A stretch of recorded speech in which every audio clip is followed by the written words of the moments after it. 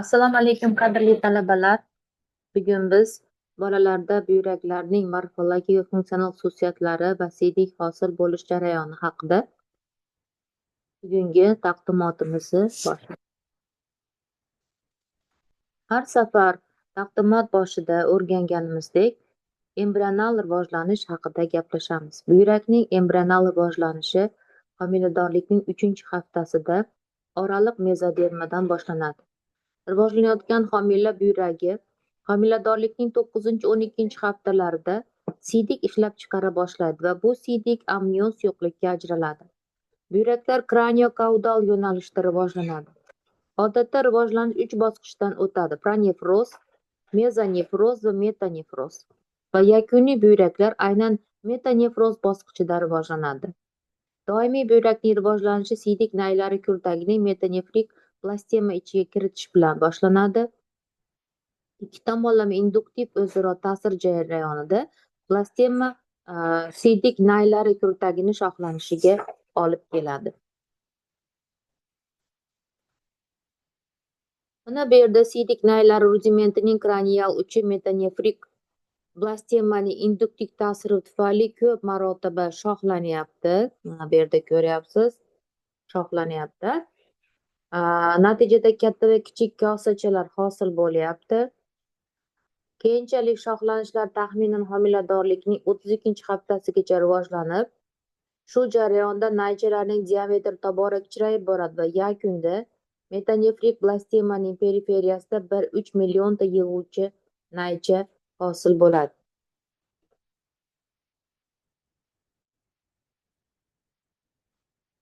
Buyraklar dastlab kichik chanoq sohasida hosil bo'ladi va homiladorlikning 9-haftasiga kelib, orqa qorin devoriga ko'tarilib, buyrak usti bezlari bilan tutashadi.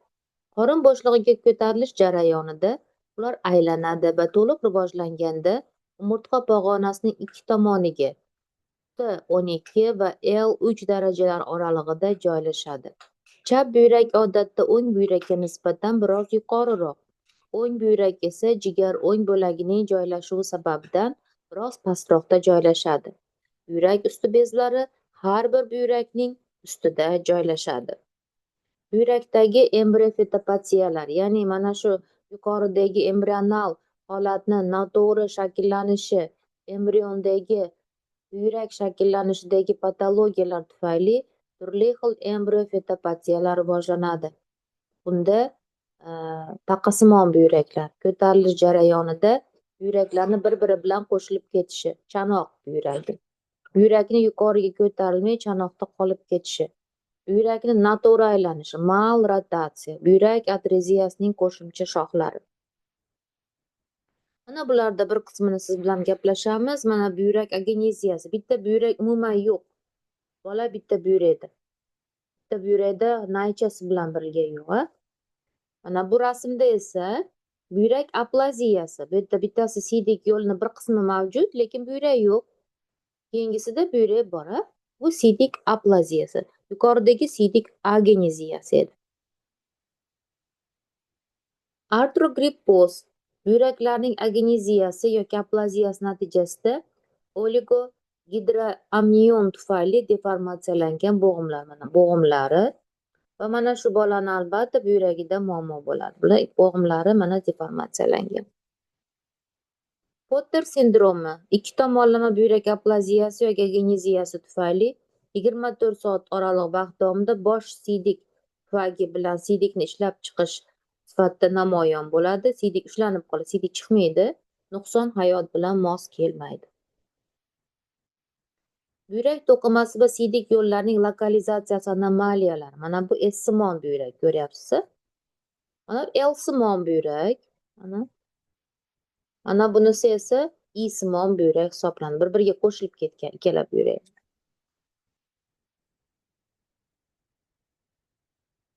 Mana bu yerda buyrak tos bo'shlig'idan bez sohasiga o'tgan sari u ko'tarilishning migratsiyasi istagan paytda to'xtab qoladi. Mana bu yerda to'xtab qoladi, bu yerda yoki yuqoriga ketib qoladi. Turli xil joylarda bular statistikaga ko'ra distopiya deyiladi. Ularni ichidan ektopiya, ya'ni buyrakda noto'g'ri shakllanishi, buyrak ektopiyalari har 800 ta mingta tug'ilgan yangi chaqaloqdan bittasida uchraydi.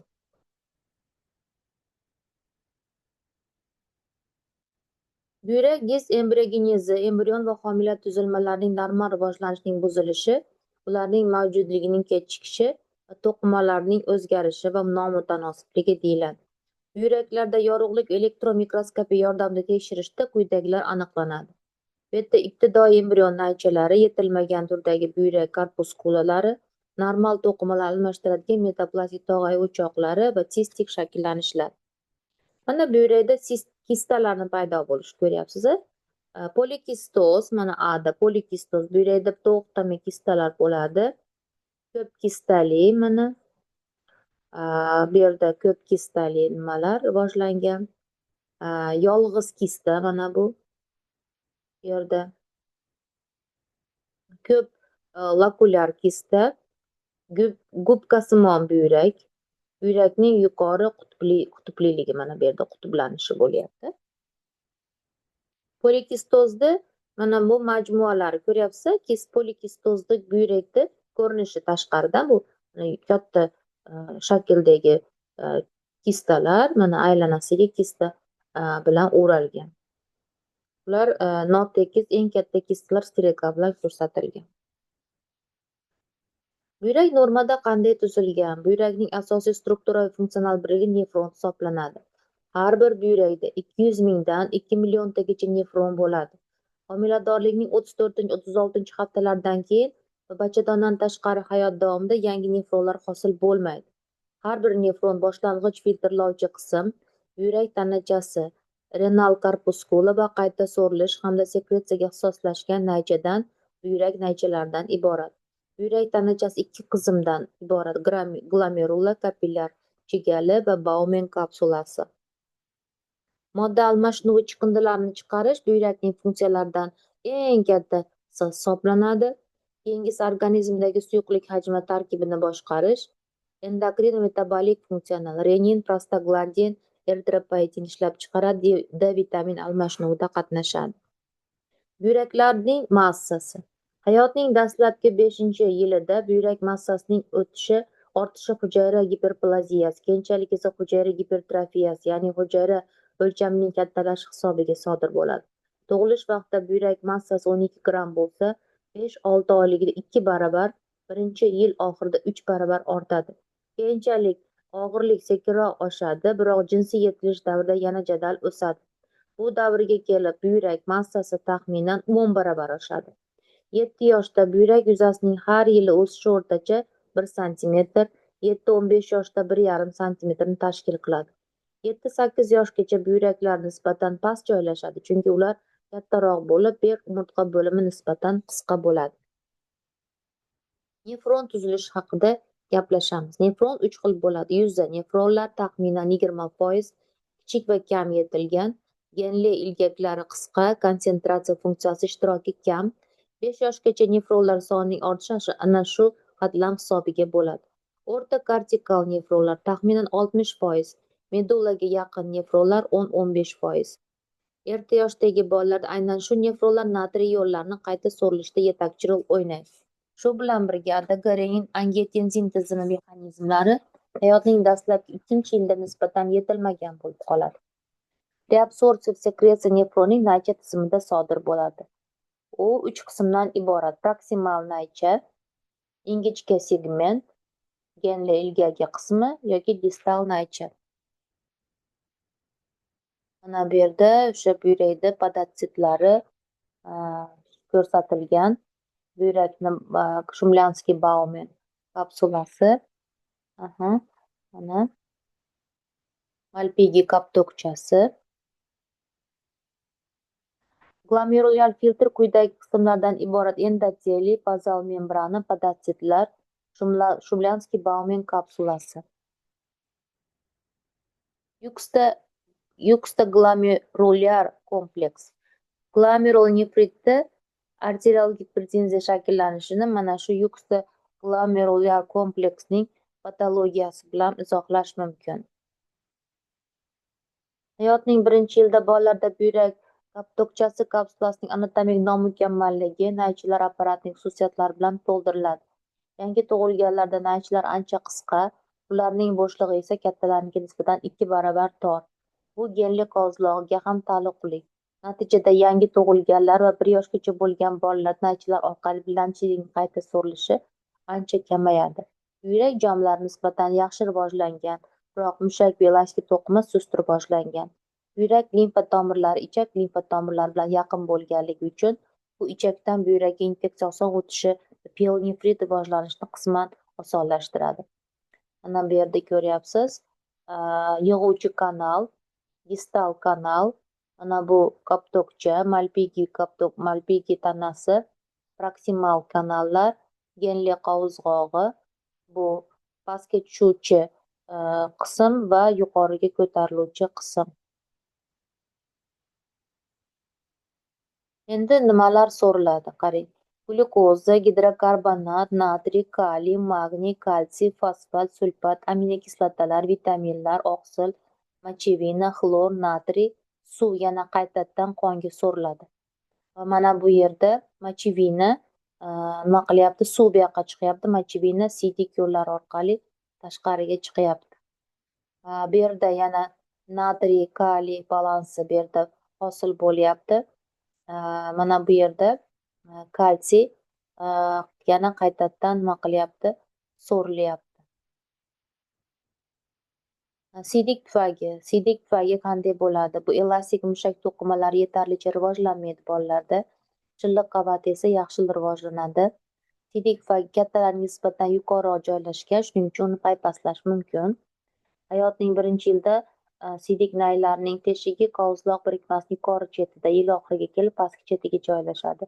Siydik tufayli sig'imi yangi chaqaloqlarda 30 ml, 1 yoshda 50 ml, 1-3 yoshda 90 ml, 5 yoshda 100-150 ml, 5-9 yoshda 200 ml, 9-12 yoshda 200-300 ml va 12-15 yoshda 400 ml-gacha oshadi. Siydik chiqaruv kanali. O'g'il bolalarda siydik chiqaruv kanali uzunligi 5-6 sm, balog'at davrida 12 sm-gacha o'sadi.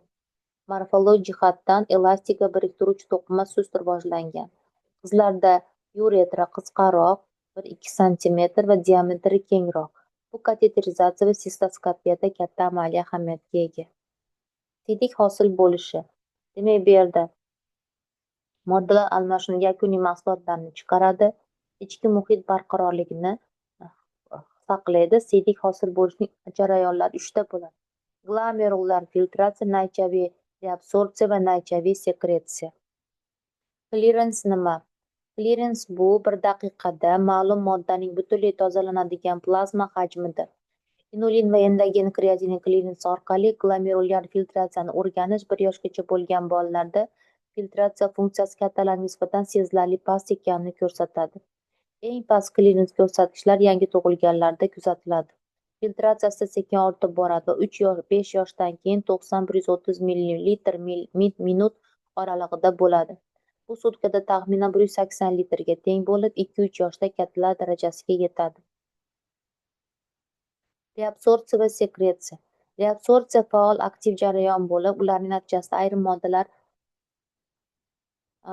filtratsion qaytadan qonga so'riladi. Boshqa moddalar esa naycha hujayralar tomonidan qondan tashqariga siydik orqali chiqib ketadi. Bolada bu jarayon kattalarga qaraganda ancha sust kechadi. Masalan, penitsillinning aktiv ekskretsiyasi faqat 6 oylikdan keyin paydo bo'ladi. Glyukozani qayta so'rilishi esa faqat 2-yil boshlariga kelib to'liq shakllanadi. Mana bu yerda ko'ryapsiz, turli xil glyukagon, vazopressin, prostaglandin gormonlarni siydik nefronga ta'sir qilishi izohlangan. Glomerullarda bosim va buyrak qon oqimi. Koptokcha kapillyardagi gidrostatik bosim o'rtacha, yirik kapillyarlarda o'rtacha bosim taxminan 50-70% tashkil qiladi. Bolalarda o'rtacha arterial bosim kattalarga qaraganda biroz pastroq bo'ladi. Glomerulardagi yuqori gidrostatik bosim buyrakni qon bilan ta'minlash xususiyatlari bilan izohlanadi. Erta yoshdagi bolalarda buyrak plazma oqimi kattalarga qaraganda pastroq bo'ladi. Buyrak arteriyalari to'g'ridan-to'g'ri aortadan chiqadi. Shuningdek, glomerulga kiruvchi tomir diametri glomeruldan chiquvchi tomir diametridan 2 barobar katta hisoblanadi. Siydik chiqarish regulyatsiyasi. Siydik chiqarishni boshqarish ham muhim anatomo-fiziologik xususiyatga ega. Demak, bu yerda yuqoridan boshqaruv, quyi pog'onada boshqaruv va bu yerda ko'proq pastki siydik yo'llar infeksiyalari, anomaliyalari bilan bog'liq. Bu quyi oqimga bog'liq detruzor siydik tufayli mushagi tufayli bo'ladi. Yuqoridagi boshqaruv bu miya faoliyati simpatik qism tufayli bo'ladi. Demak, periferik innervatsiyasi orqa miya markazlari orqa pog'onada bo'ladi. Simpatik qism siydikni ushlab turishda, parasimpatik qism siydikni chiqarishga xizmat qiladi. Siydik chiqarish ko'nikmasi. Birinchi bosqich tug'ilgandan 6 oygacha avtomatizm bosqichi. Pufak to'lganda keyin boshlanadi, ya'ni pufak to'lishi bilan bola siyadi. Ikkinchi bosqich 6 oydan 1 yoshgacha shartli refleks shakllanadi. Bola pufak to'lishini sezadi, ushlab turish, chiqarishni o'rganadi.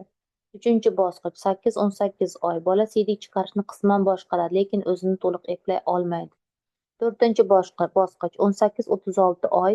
O'rganishda eng qulay davr, o'z-o'ziga xizmat ko'rsatish ko'nikmasi shakllanadi.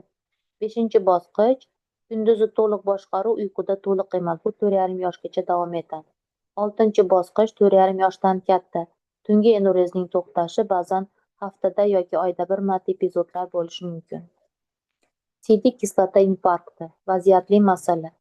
3 kunlik o'g'il bola tagligida qizil dog'lar ko'rindi. Onasi buni qon deb qo'rqitdi. Sizning onaga javobingiz. Yangi tug'ilganlarda hayotning 3-4 kunida siydik kislotasi bo'ladi. Shu davrda ko'pincha buyraklarning siydik kislotasi ajraladi va bu siydik kislotali infarkt deb ataladi. Taxminan 75% yangi tug'ilganlarda bu sodir bo'ladi. Bu norma bo'ladi. Diqqatingiz uchun rahmat.